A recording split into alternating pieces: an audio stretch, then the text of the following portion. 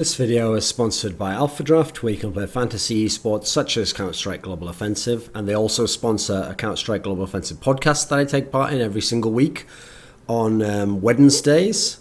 I think it's at 8 p.m. UK time. I think is that 12 p.m. California time, PDT, PST. Me and Richard Lewis, we cover all the week's news, tournaments that have happened recently. It's just a podcast and it's sponsored by AlphaDraft. Now, of the North American teams that are around at the moment, Team Liquid is one that I've put a lot of scrutiny on over this year since they were picked up by Team Liquid, basically, because the expectations have been quite big for this team, and yet compared to any other team relative to their expectations, they haven't delivered at all, and they are absolutely terrible in this context. And it really needs to be something that's taken, looked at, dissected, and kind of figure out what is wrong here. Because this is a really, really fucked up team with so many problems on almost every level. So think back earlier in the year, okay? So originally, as the year kind of started, okay, we had Cloud9. They originally were the ones who kind of all the spotlight was on, all the scrutiny was on, for good reason. Because, okay, the iBuyPower guys got banned, so Cloud9 was left as the only legit team from North America, right? But at this point in time, this is when Hiko had left.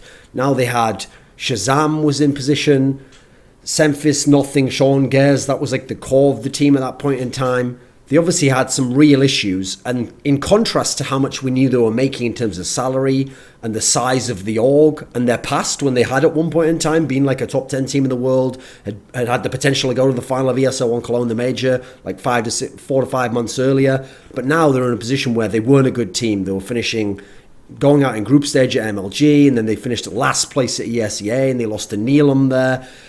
Yeah, was that the one they lost to Neelam there? Yeah, I think it was. So they were just considered a joke of a team relative to the expectations of, you would expect, the best North American team, the best North American org, and the one that has the most money should be able to field a really good team that could be up there with where Cloud9 and iBuyPower were, 4 to 5 months earlier. So Cloud9 were the ones that had all the scrutiny. Then the other teams that were in the mix all had kind of something going for them. So, okay, CLG, they were the guys who, they were like a brand new lineup, and they'd had that shocking one upset over LDLC at MLG, and you thought, oh, maybe more to see from this team. They've had the lineup together for a few months. They're going to keep it together now.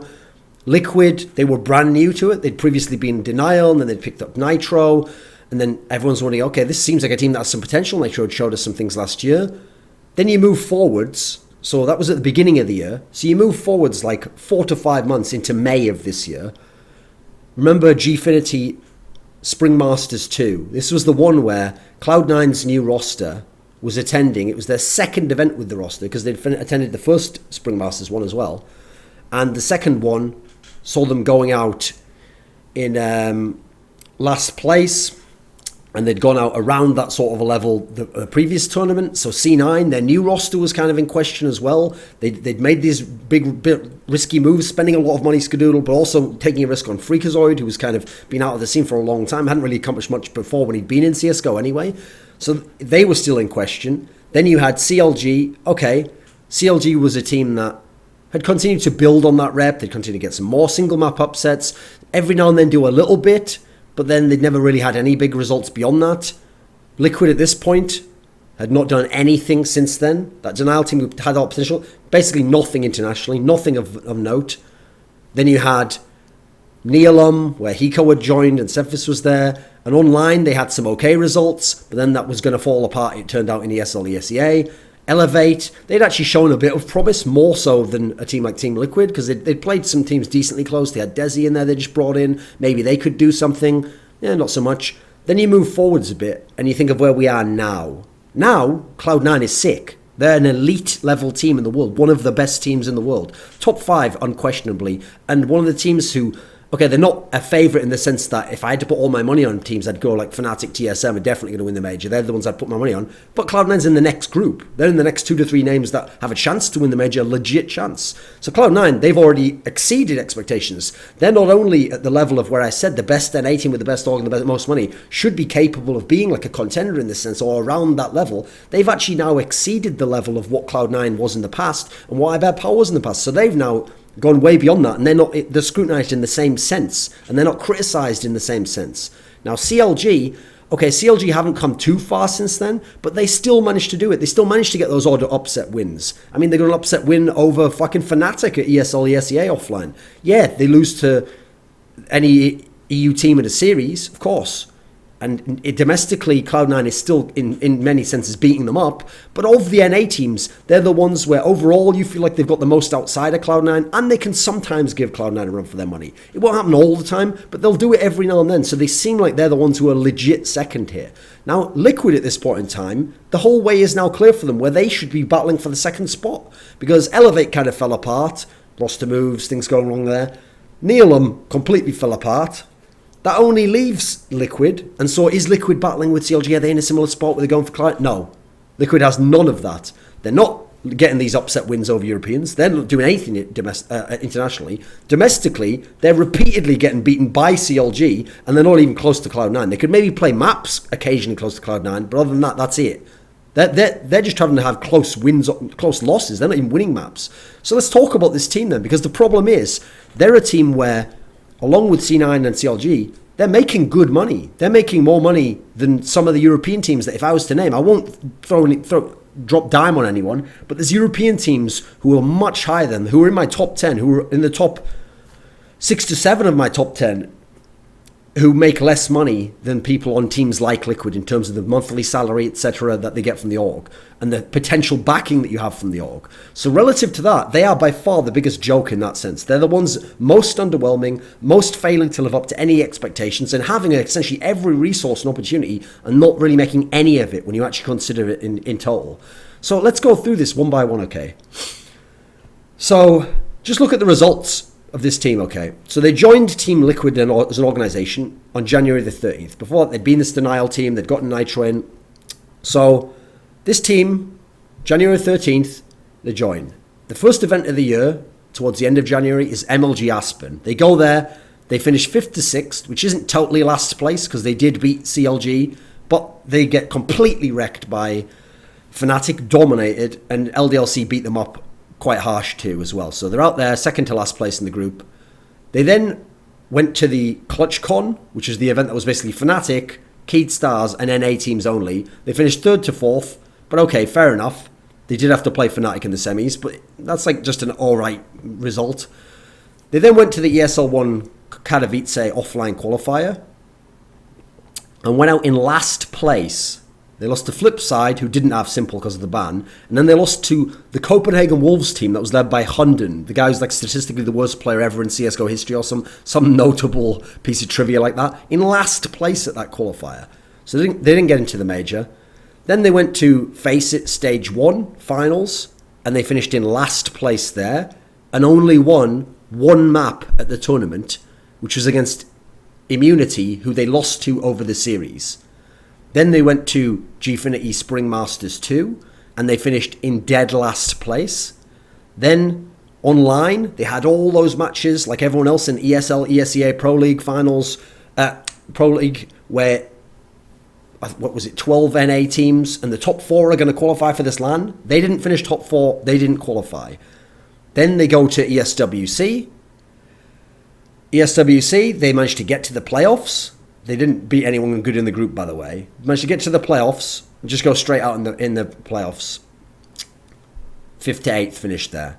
Then they go to Face It Stage 2 LAN finals, which they did qualify for. Last place there, 7th to 8th. Won 0 maps. Lost to Fnatic in a best of 1, lost to NiP in a best of 3. Then, most recently, they went to SIVO Season 7 LAN, and were in a group with, okay, Cloud9, fair enough. But then CLG, who had a ringer replacing their in-game leader, and had to make Cutler their in-game leader. So all these things that should have made them not TL a favourite to beat them, no, they lost to TL here. Only won one map at the LAN, and that was against TL. Big win, but the rest, one of them was a domination. They got wrecked by them.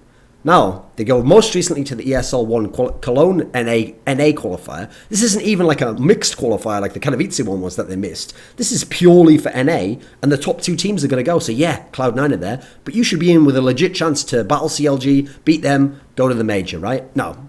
At this tournament, they only won 2 maps in the whole tournament, which were best of ones against Tempo Storm, and they lost to C9 and then got 2-0'd by CLG in the semi-finals. Admittedly, with like not that much of a disparity in the semi-finals. One map was close, but okay, they only won 2 maps here at LAN. You see, they're not even picking up maps here.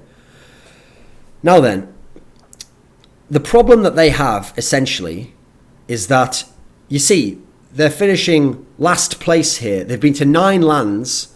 They finished last place at 5 of the LANs, and they only made the playoffs of 3 of the 9 LANs, a third of them, and those were ones where, when I tell you about them, even the playoff runs weren't good. So they made the playoffs of ClutchCon, an event that's only NA teams, Fnatic, Keyed Stars. So you should be making the playoffs now. That's not even a particularly big accomplishment. ESWC, where they made the playoffs by beating, let me see, who was it? Kiyu, a Chinese team, and then LDLC White from France, who have never done anything of note. So that's how they made the playoffs of ESWC, which is the bigger event. And then they made the playoffs of the ESWC, of the ESL Cologne NA qualifier. Again, like I described to you before, after C9 and CLG, who's even left after Team Liquid? No one. Tempo Storm, Luminosity, who the fuck cares? So if you can't even make top 4 there, which you're obviously going to do, so even their 3 playoff runs are just essentially meaningless in this context. So 5 out of the 9 LANs, they finished last place in. That leaves 4 left.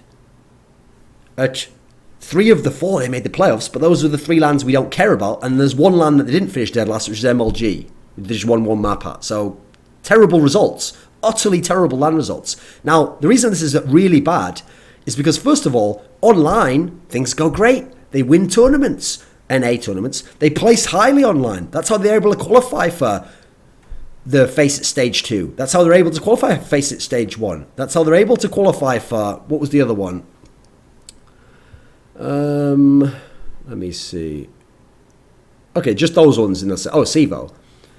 They are in a position where, okay, they didn't do well in the ESL, ESEA. They were like tied to almost make it into the live set. But online, they're much better than they are offline. So that's immediately a warning sign right there when they've been to this many LANs. It's one thing if you're really good online and then you've been to like 2 LANs and you haven't figured out yet. They've been to 9 now. So the excuses shouldn't be here anymore. Not only that, I told you there, they're very rarely picking up maps. And even when they do, they're not like particularly big, notable maps. There were the ones at Gfinity where they picked up 1 map, 2 maps out of like 10 they had to play or something.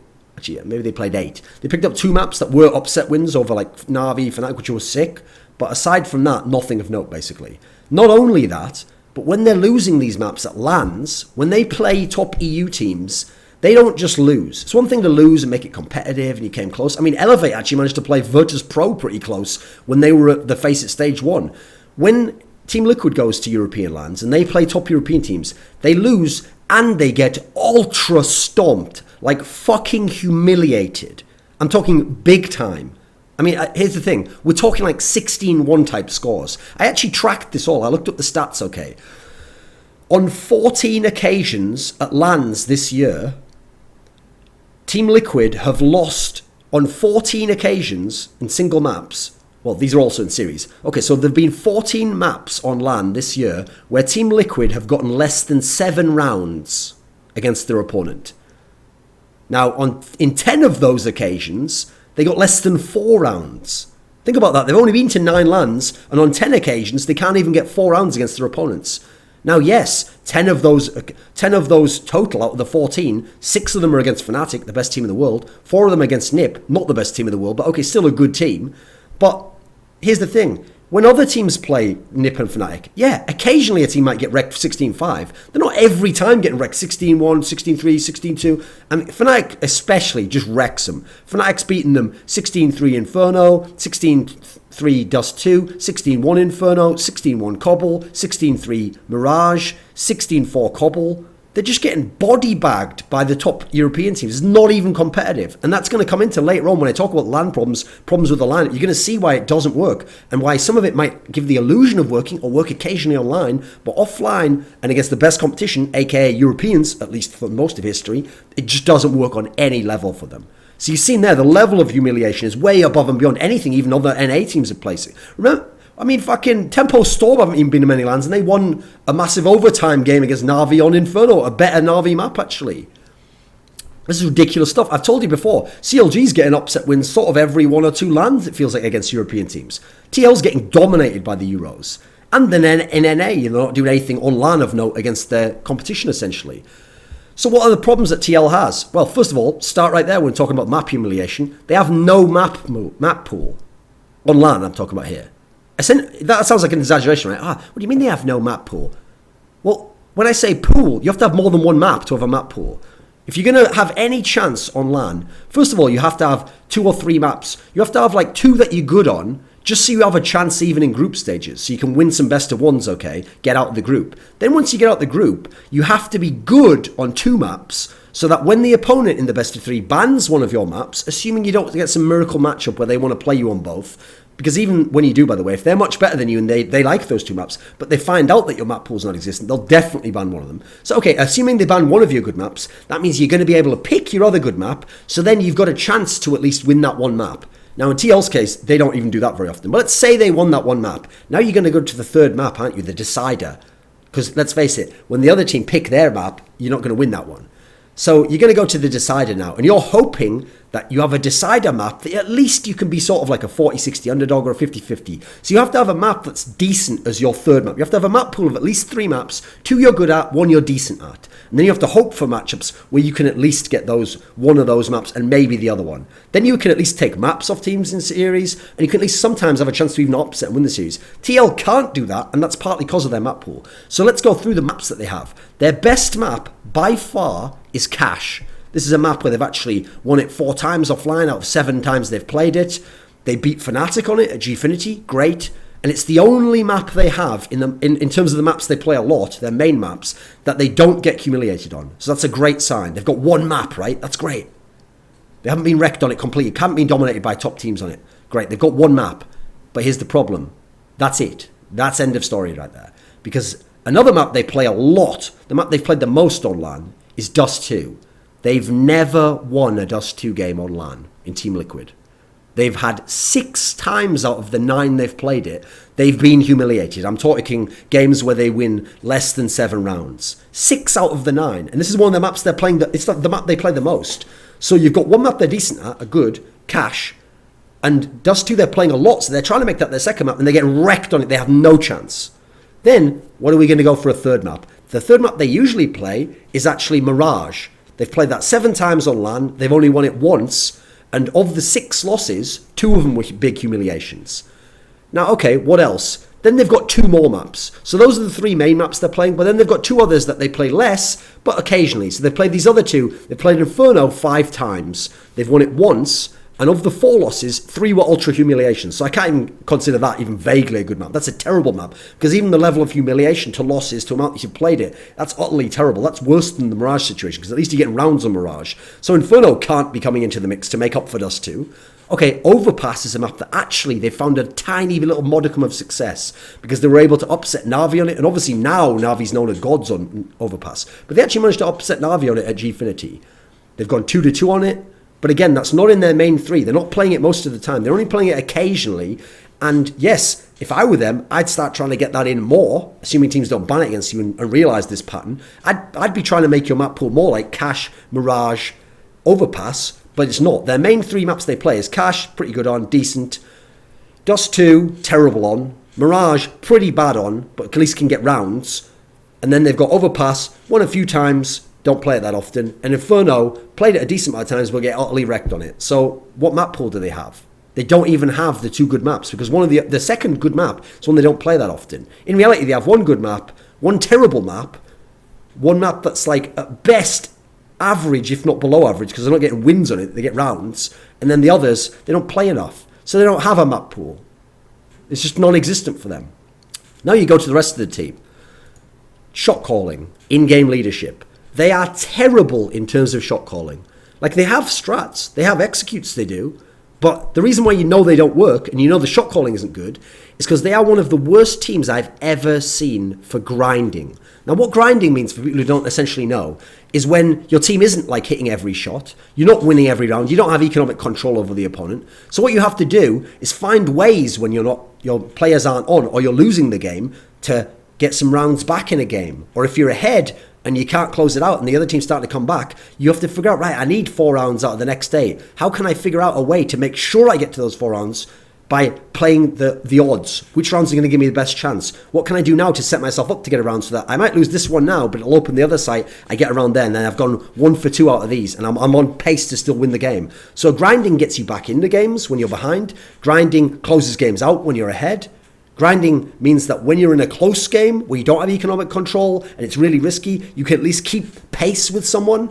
This is what grinding, it's what every top level team in general can do. Because if you can't do it, the only other way you can be a top level team, if you're so incredible that when you can't grind, you just blast though. You're mega front runners. You just wreck them completely, and that's how you do it. They obviously definitely can't do that. They don't have the maps, they don't have the personnel to do that. So the fact they're so bad at grinding is really, really bad. Because it means when you do have execution, you do have strats, you do have an in-game leader, they're not doing their job. It's not effective. That's why they're getting humiliated this often. Because when they get behind, they have nothing. They can't get back into these games. They're getting wrecked completely. They have no grinding ability. They're one of the worst teams I've ever seen relative to how many lands they go to, how many good players they have, and their backing in terms of actually being competitive in this sense. They have no ability to grind in games tactically or read what the opponent's doing, and as a result, counter him in that sense on your CT sides to at least get some rounds going that way. They don't have any of this. They have no chance versus European teams. You just got to be real about that. I mean, you might hit to get, yeah, but what about that map they won on Navi, and what about the map they won on Fnatic? Exactly. Even when they got the upset wins, those were in series that they then lost the other maps, so they didn't even win the series. And then of those teams, again, okay, so they won a map off Fnatic, great. I just mentioned you got wrecked 6 times by Fnatic separately in ultra dominations. So even that's not such an upside, is it? That really is once in a blue moon fluke type shit. Coupled with the lack of grinding and getting humiliated, there seems to be an element of choking going on in this team. Whenever they play a big European team on LAN, they go to shit. Whenever they play on LAN, even versus NA teams, they don't win in the same way that they have a chance to online. They're hesitant on LAN in a way that they aren't online versus NA teams. Where's the playmaking from? Where's the guy who takes the game on his own back and he makes plays here and he's aggressive here where it wasn't working to be slower? No, that's not what they do. They're the team who get slower and slower. They're the team who get more and more hesitant. They're the team who's afraid to take a peek here, who baits the teammate, lets him die, don't go for the trade kill properly, don't execute properly, who in the 1v3 don't play it out correctly, don't use the numbers advantage, don't use crossfires to win them and ensure it and play smart, don't do any of that shit. The only player I see in their whole team who legit play makes, even online, even versus Euros, is the player Fogley, who I'll get to later. So I take that off him. He doesn't feel like he's a choker or he's hesitant. The rest of them, top to bottom, have these issues. Now, where's the entry fragging for Team Liquid? If they're a team with tactics and they're a team that's good on cash, where's the entry fragging? I mean, ideally, you'd want someone like Nitro to be doing it, wouldn't you? A really skilled player. Doesn't do it. In fact, we're going to go down the list here. Because essentially, they have no entry fragger as far as I can tell. Look at all their players, and they have like 3 to 4 players. Well, they have 3 players in reality, Elige, Nitro, and Fogley, who all probably should be like a second or third guy into a site who get the trade frag or get the trade kill or play off a bit and have the game on their back and they get to play make or decide the game. Instead, Elige and Nitro are too passive, too hesitant, too afraid to have the impact online in that sense. Fogley can do it to a degree, but he's not skilled to the extent someone like Nitro is. So we'll go down the names here. Nitro is the most skilled player on this team. He's one of the most skilled players in NA. He should be a legit star in NA. Now, not a superstar that in the sense that like Skadoodle's becoming now, Shroud's been giving hints at the last few lands. He's going to become a superstar right up there with the Guardians, all of these great players, all off device in the world. But Nitro could be a star in NA, like a constant top 5 best player in NA, and then on the brink, if he has some upset wins, of becoming like a top 10 player in the world, top 15 player in the world, maybe more reasonably. He doesn't do that though, because when he goes to LAN, and when he goes to EU lands, especially against the EU competition, no star impact. Like, he can get frags, he can top frag for his team, he'll regularly do that in the big losses and the dominations that they have, but he doesn't have the breakout map where his team's going to shit, he puts it on his back, he drops 25, and they lose, but they lose 16-12, and you're like, wow, he's a very good player. Even if his team's bad, he's legit. Doesn't have a star impact. He gets frags, but they're not impact frags. They're like cleanup frags, they're frags where you're in a 1v3, you kill one, you save the gun, they're exit frags. He plays hesitant, he plays scared to a degree in these senses that he doesn't in the same way online. He just doesn't get the kills. He's way too passive and defensive in general for someone with his skill level.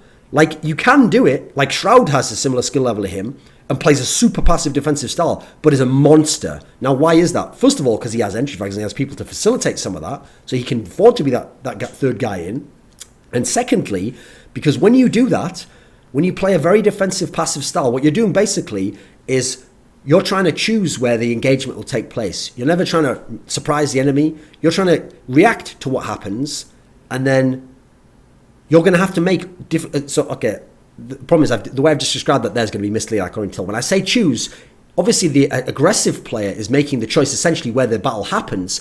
When I say choice, what I mean is you have to make all these choices the second that happens. So you have to essentially be reactive in a sense. Like something happens, you have to very quickly decide what I'm going to do here, decide how I can make a play, decide how I can still win, what is my win condition, how can I play it out, how can I help my teammate to do this. So you're going to have to make a lot more decisions than even the aggressive player does, because he sort of forces one issue here and then it happens and he can make his play. Now in the sense of someone like Nitro, in this sense, to make his style work, to be like a Shroud, you have to have very high in-game IQ, intelligence, decision-making in the moment, and he doesn't seem to have that on any sense. So actually, I don't think he's suited for his own playing style at the moment at all in terms of what he shows me at European lands. He should instead be making his game more aggressive, more fast-paced, more about taking aim duels, more about just trying to bully the opponents and use his aim to his advantage. Then he'll make up for some of the lack of nuance to his game to be able to play that defensive style. He'll be more effective. He'll give his team the entry fragger they need. He'll give Fugly the proper help he needs so that he's not having to try and carry the game. And now the team will be getting closer to having some chance and they won't be getting dominated the same way,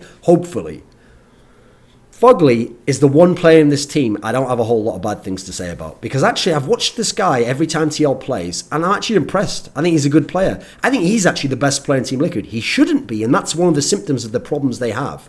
But in terms of the impact he has on the game, he is the best player in their team. He's not as skilled as Nitro. He might not even be as skilled in terms of aiming as Elige, but he's effective with his skills. He has impact on the rounds with the kills that he gets. The problem is, because he's not this super skilled player, and especially against European teams, he's not going to be on the level of the All of Fems, Devices, etc., where we're hoping one day Nitro could be, or at least try and match up.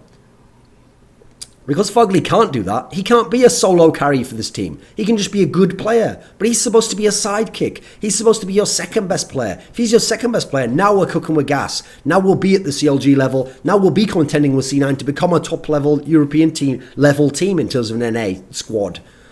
He's not able to do that though. So I think he's the guy who's in Elo hell in some sense. Adren, I mean, I've made the joke before about him being a 5k decoy. Obviously 4750, but 5k rolls off the tongue more. Because he just buys AWPs all the time. Doesn't do any AWPing against Europeans on LAN. Doesn't do any AWPing on LAN in general, it feels like. So it's a waste of money. But he's also the in-game leader. And they're terrible at grinding, terrible at executing shot calls, terrible at getting back into games where they're getting wrecked, terrible at reading the opponent when they're getting wrecked. So he's not doing a good job AWPing. He's not doing a good job as a LAN player. He's not doing a good job as an in-game leader.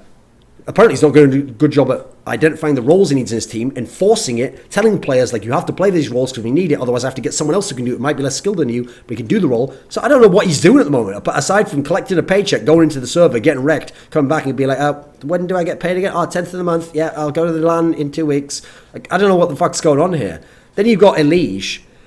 Now, Elige is like the prototypical NA skilled player story, because it always goes like this. Oh, he's so young, he's just a young guy. He hasn't been in many teams. He's only been to a few LANs. Online we see his skills and we know that he's got good aim, and it feels like if you can just build confidence and all that. I've heard too many of these stories where it takes them 2 to 3 years to get good, or they never get good, or they ride on that story of like, oh, I'll be good soon and things will be figured out. His problem essentially is, it's true he hasn't been in many LANs, so I do give him more room and chance to develop, but he seems like he's one of the bigger chokers on the team.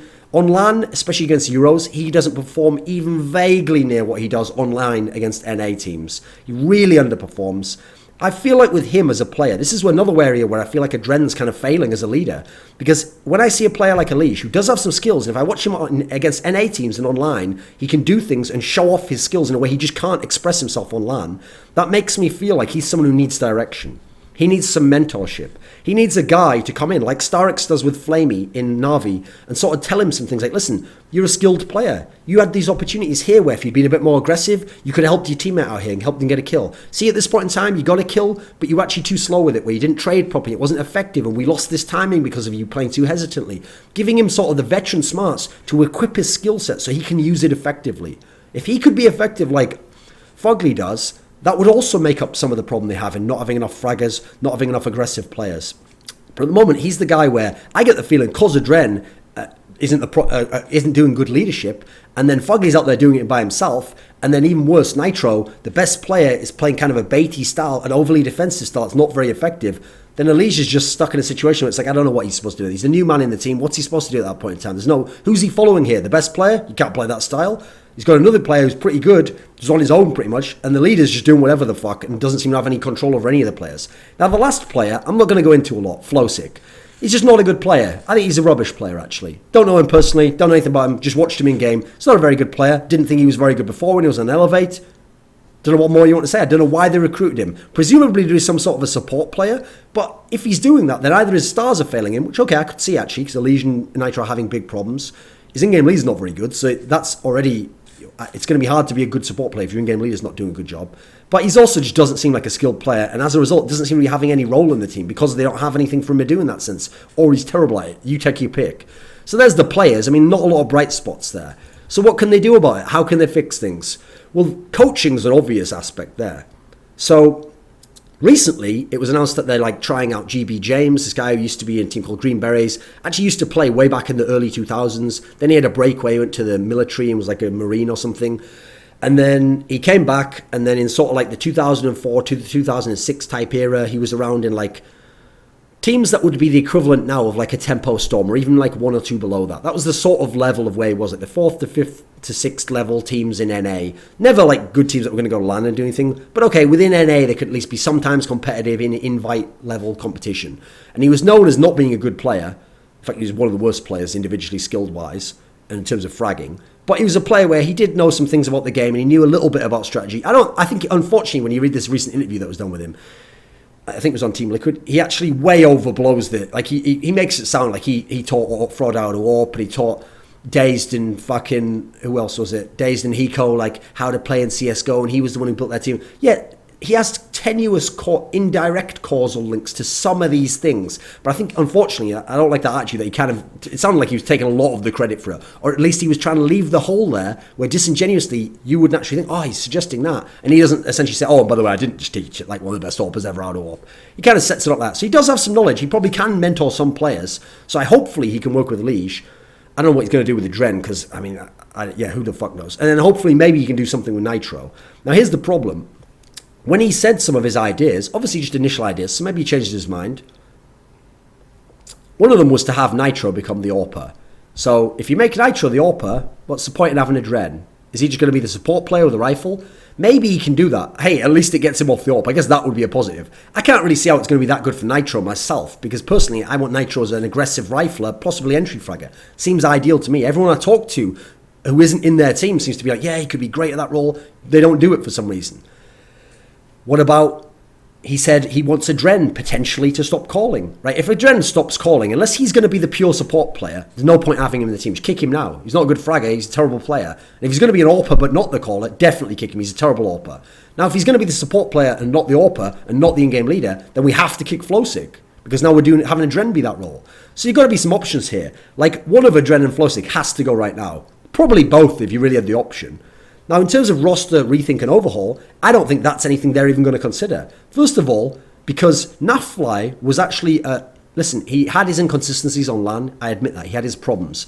But he was one of the more skilled players they had in their team. He was around the Fugly type level with sort of a skill level of Nitro, but couldn't necessarily deliver on it. So him, Nitro, and Fugly had a little decent combo of players going on there. Now, admittedly, they had one too many inconsistent players. They didn't really fix that by bringing a Legion, but okay. So they got rid of Nafly, presumably, supposedly for like attitude reasons. He's another young guy, but he's more than the angry rather than the scared young guy. So they got rid of him. So that suggests that they're not necessarily willing to make the hard cuts just on skill. It's more on personality and does they get along. I hate when that happens because when you sacrifice skill for personality, because great, have an awesome synergistic time getting wrecked 16-3 and going home and having a great conversation as you watch Frozen on the fucking airplane, mate. Whatever. Also, the fact that Hiko, when he and Skadoodle were shopping around for the best deals, they made this offer to the players from Team Liquid. Adren, Nitro, and Fugly, they said, you three, leave Team Liquid, come with me, Hiko, and Skadoodle, and let's make a team for a new org. I'll get you paid more money, get you paid signing salaries, all this mega shit. It would have been an awesome deal, but the only thing is you just have to leave Team Liquid. They wouldn't do it. And it's essentially insinuated that the main reason why is Adren. Adren's the guy with the connection to Team Liquid, and he didn't want to leave him do this, even though he had a chance to play with Hiko and Skadoodle. Why do you think that is? Well, first of all, because being in Team Liquid offers this security where, because Adren's the guy in with Team Liquid, and he's the veteran of the team, he's not going to be kicked if he's in a position where he's the leader and he's the veteran, all that stuff. So essentially, by staying with them, for maybe less money, maybe less opportunity, you haven't even been with the team for that long, and TL hasn't even been established in CSGO for very long, that's really making a choice like, I'll choose stability of knowing I can play for like a year and a half, and contractually maybe I even have a better chance of staying in the team. Whereas if I leave, someone like Adren, by the way, correctly, probably identified like, look at all these good players, and they're going to be really ambitious if we go to this new org, and this new org's going to be investing a lot of money, and we've got all these good players. If that doesn't work out, I wonder who's going to get kicked or replaced? Probably me. So essentially you can see that, again, it's hard to see that teams that make these kind of like selfish to a degree choices for themselves, but not putting competition first and foremost, they're not going to make the hard decisions later to get competition first and foremost. They're going to be the team that are in the position they're in now. It makes total sense. Where they've got all these opportunities, they don't make use of it because of the kind of mentality and philosophy they're employing in their decision making. I think the org itself has to take some of the blame at this point in time. Eventually, when you keep... Here's the thing, I always say this, okay? It's like this. If you have a dog that you haven't trained not to shit in your house, it's a brand new dog, a little puppy, and you take it and you put it in your front room with your lovely new couch that's really expensive in your carpet, and it takes a shit on the carpet. The first time it does it, you're going to be upset like, oh, for fuck's sake. And you take it out the room and you're like, no, don't do that. Now, if you just take it right back in the room the next day, put it in there again, it shits on the carpet, and you're like, I thought I told you about that. You haven't trained it yet. It hasn't had that sense. At that point in time, you should have, after the first time, put it in the yard and then learned about how you train an animal and bring it in at that point in time. You can't start getting angry at the second, third, fourth, fifth, sixth time because you're the one who's not training it. It's your job to do it. So I always say, if you ask someone to do something they can't do and they fail, then you should ask them next time, are you sure you can deliver on this? Can you do what I'm asking of you? If they say yes, okay, give them another chance. If they fail again, even if they tell you, oh, don't worry, let me try again, I can do it. It's now your fault if they fail. Because you have tried it, you've asked them if they can, and it's failed on both aspects. It's now your responsibility to go, right, this guy isn't capable of doing it anymore. I'm going to make the drastic changes that's needed to either find someone that can do it or fix this situation or put this guy in a new role and give him some area he can contribute towards the game and the team in. Otherwise, I'm never going to accomplish apparently what my goal is. And your goal surely shouldn't just be to represent a team, go to LANs, be an okay NA team. It should be to be a legit international team, to be fighting for a top 10 spot in the world. So I think they need to be more proactive. But again, the org is very unlikely to do that. Now, how do I know that? Because of the history of Team Liquid in StarCraft 2. Now, at StarCraft 2, they have a couple of players who have tons of championships. Hero won many StarCraft 2 championships. Tasia is one of the most winningest players of all time. Won tons of LANs. You know what the problem is? They're Koreans. They're really good Koreans who happen to be very good, who they picked up. And they locked out to some degree. They also had some good scouting. They're Western players, so that's more in the wheelhouse of this team now. They're North Americans, they're Europeans. Early on, they had a couple who had some good results. But then nearly all of their Western players, for about 2 to 3 years, except the most recent one, Bunny and Snoot, they had some decent results. This middle period of like 2 to 3 years, they had their players going to every LAN, it felt like every MLG, every DreamHack, going to like 20, something like 10 plus LANs a year, maybe 20 LANs a year each. And they were finishing like 30th place, 40th place, 16th place on a good day. And they were willing to just bankroll these guys forever and keep them in the team forever, it felt like, because they were friends with them, they were buddies with them, they didn't want to cut them. And so as a result, this sort of a philosophy and coaching philosophy, somehow now Genius is paired again with that sort of philosophy from players in the team. And this whole hierarchy means that they're not making the tough choices that need to be made. They're not doing the things it takes to be successful. Therefore, they're not successful. And they're not successful in any area of the game right now. They're good, above average, decent, sometimes top team in NA online. Then offline, they're not even one of the best NA teams. They're dropping down like third, more like maybe even fourth or fifth level.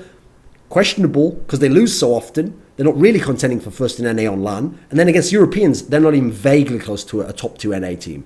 In fact, if you count in what Tempo Storm's done, what Elite's done, they're not even top 3 in NA in terms of against Europeans. Internationally, they are nothing. They are irrelevant. They mean nothing. No relevance whatsoever. They don't even have those upset wins of like CLG beats a Fnatic or someone, Tempo Storm manages to take Na'Vi close in two maps and then, okay, the third one they can't maintain it. They're not doing any of this shit, mate. They are literally terrible, a joke, not meeting expectations. Everything is wrong. But here's the thing.